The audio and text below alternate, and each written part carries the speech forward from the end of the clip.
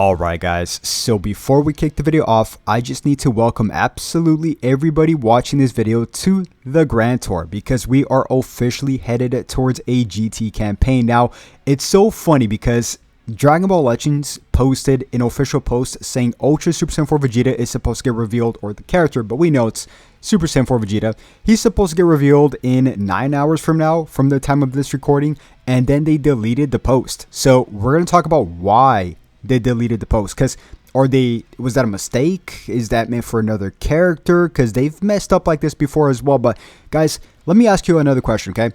If you had the keys to change and revamp GT, what would you do? I have a roadmap here on what I personally want to see for GT.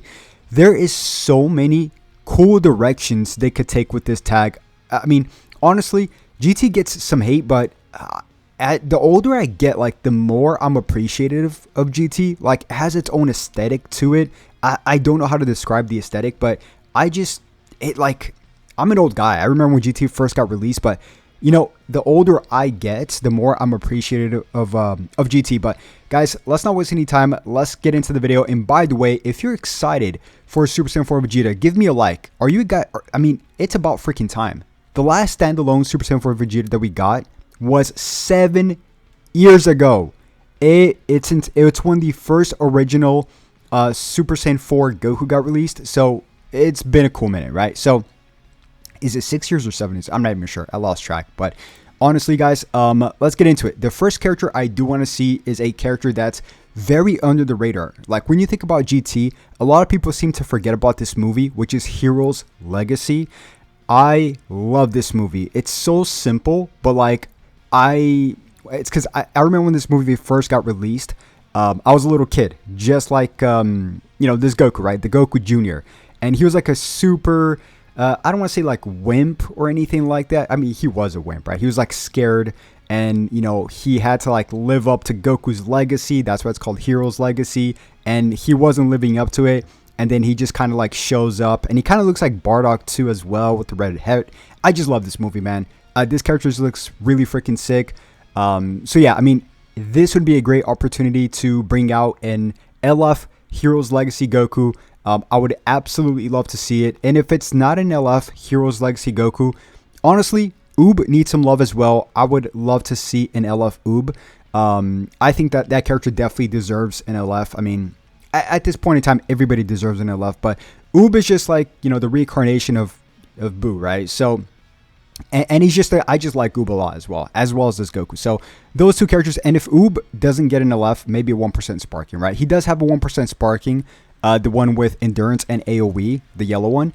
But I mean, he's so old, Zenkais aren't going to do anything for characters anymore. Let's just face it, guys, right? Or at least 1% sparkings. So that's the first thing I would love to see, right? Oob.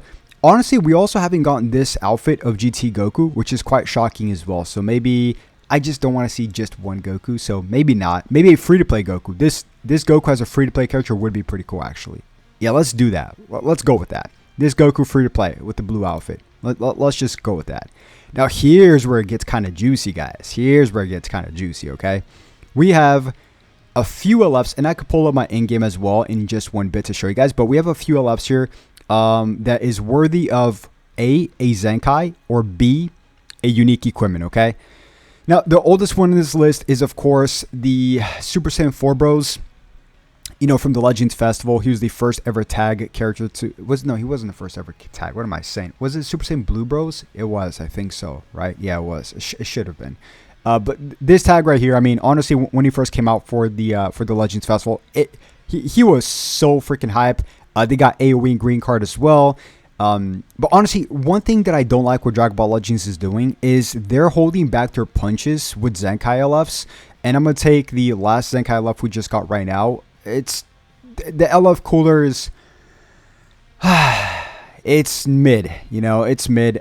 I hate to say it, but it's not like the old Zenkais that we used to get, the old LF Zenkais, right? Like, I'll use the perfect example of what a LF Zenkai should feel like is the Corrupt Zamasu. When Corrupt Zamasu got an LF, that's what it should feel like. It should feel like a brand new LF has entered the game. That's what it should feel like, right? Like, if it should feel like a modern day up and coming LF, not like a, let's kind of like fix a broken glass type thing. No, that's not what I want to feel, right? And if not that, if you guys want to get really toxic, you could Zenkai Super 17. That would be really, really toxic, right? With his green card. His quick attacks as well. People forget about his quick attacks, you know, utilizing the locking ability as well. So one of these two for sure to get a Zenkai or unique equipment. Super Baby 2's on the list as well. I do like this character a lot. It all depends on the structure of the colors of what they decide to go with Super Saiyan 4 Vegeta, right? That's the thing, right? Now, something else that gets me pretty excited here, guys, is the dragons. You cannot run a campaign for GT without dragons, right? So we already have like I think 4 of these dragons. We need 3 more.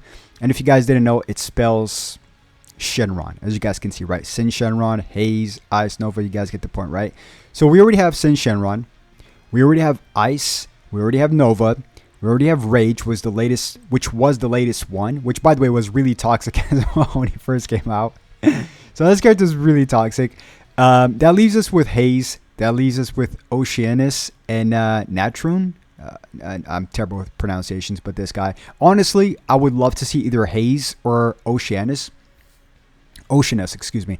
One of these two would be great to see, just to bring out more dragons. Like, I would love to run a full dragon team. I think that'd be awesome, right? Because right now we have technically Omega Shenron as well, so we almost have a full team of different types of dragons, right? So yeah, I just when I remember watching GT as a kid.